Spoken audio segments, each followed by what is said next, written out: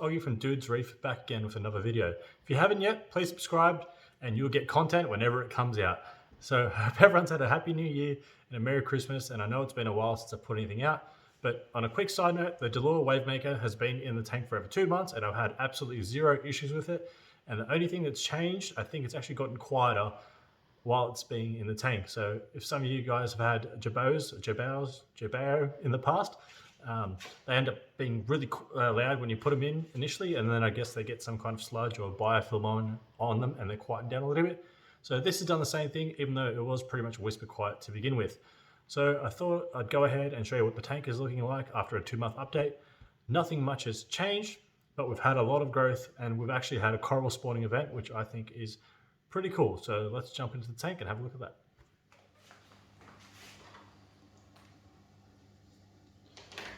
So I just want to quickly state that it's late in the afternoon. The tank has just been fed. So some of the soft corals, especially the ones on the right over there, as you can tell, are a bit closed up. Hey, but what can you do? Now, on a side note, I'm still running my Amazon gel filters and they are doing an excellent job. For the first time ever, I actually have a third filter on, and that is because, lucky enough for me, the AI Hydra 26 on the left hand side here, the stand, the goose mount, let go, fell over, and I come home to that thing in the water. Now I managed to get every single channel back except for the white channel, so it is what it is. I don't really want to be going and spending another $500 on a light right now, and I don't want to buy a second-hand light right now as prices are still continuing to come down. So I thought the mounts were really good. They're really high quality. I paid a lot of money for them, but I ended up actually putting silicone on them so they just never fall over again. Now, as everyone can see, the tank has had a bunch of growth. So let's go ahead and zoom into the corals and I'll show you the ones that I'm talking about specifically. But firstly, we'll go into the coral spawning event. So as you can see my big toadstool in the back there, right behind the petroglyph zoas, which are munching on some mussel shrimp right now, it spawned. If you look right there, there is a baby toadstool in the middle of the screen, right there. And then there is another one on the left. So we're going to go ahead to the left of the tank. I'm going to take this thing with the gimbal and hopefully that goes all right. I'm sorry if it's a bit shaky, guys. We then come over to this side and right to the right of those Russozoas, I don't know if you can see it, there is a small Goniopora colony growing right there, which is wicked. I've obviously never put a Goni colony there, and that is from this one right here. So I'm going to go ahead and kill the flow and show you the other corals that are growing all over the tank, which again, I didn't put there. So back there, I don't know if you can see it, right in the middle. Oops, sorry about that. Just there, let me get my finger out so it goes back into focus, is a long polyp toadstool baby pup coral, whatever the hell you want to call it, which I think is absolutely wicked. Now again, I did not put these corals there. They were never on that rock. The coral spawned, and I see my gel filters moved. Sorry, that was my fault. And now I have 2 green toadstools, 1 long polyp toadstool, and 1 extra Goniopora colony that I never put there, which is awesome. And as you can see, my zoas are growing like absolutely crazy. They're filling out the rocks. My Postulopora, I think it's the little red digi in the middle. It's branching out in every single way, shape or form. I accidentally snapped some off and that's why there's an extra one, and you can even see it growing at the back and the side. This is really hard to get, sorry about that. All my SPS are growing really well, which is funny because it's a softy dominated tank. And I've got another forest fire anemone, so it's decided to split in half again. The bird's nest down there is going absolutely bonkers.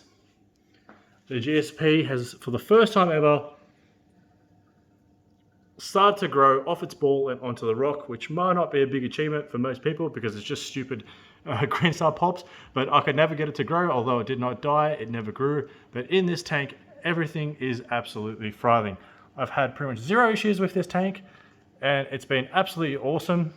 And down here is our refugium, which is absolutely full of Chaeto. There is a basketball size chunk of Chaeto in there, which is awesome. So let's go ahead and spin the camera back on me and finish up this video. So as everyone can see, the tank has exploded in growth. My toadstools have gotten absolutely huge. Actually, I didn't even mention that. Look at that one on the left. That one is a good, I'd say 20-25 centimeters across. I'm gonna put inches down there because I need to Google it or get the conversion. Also, my main coral over here, my little red coral, she's grown a lot and she's still got a bit of growing to do. But she's an absolute sweetheart, even though she is a complete psycho. On a side note, I said there was nothing wrong with the tank, nothing went bad. Coral-wise, algae-wise, equipment-wise, except for the light falling in, I've had no issues. And the bluer side, the zoas actually seem to quite like. I obviously just ramped up the percent I'm running the blue lights to make up for the white light that's missing. Now, I am not the biggest fan of a really blue tank, but it's okay. It is what it is until I can afford to get another light. That's okay.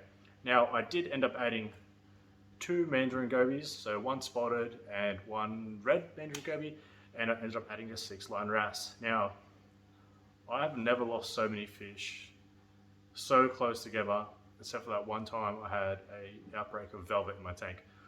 I got all 3 fish looking pretty healthy. All 3 fish were swimming around in my tank happily. All the fish were eating, and within, I'd say, 3 days, all 3 fish were dead. I don't know why. I didn't see any disease on them. I didn't see any white spot on them, velvet, anything. I didn't see any damage to the fish. There was no nipped fins, there was no missing scales, there was no cuts, bruises, whatever. Nothing on these fish. Again, I've never had so many fish die so fast. Both my clownfish, absolutely perfect. Nothing wrong with them. Didn't skip a beat. So those 3 fish were a very, very expensive snack for the anemone and end up bringing my nutrients up, which is the whole reason I bought the fish in the first place, because I am still, actually, believe it or not, running very low nutrients.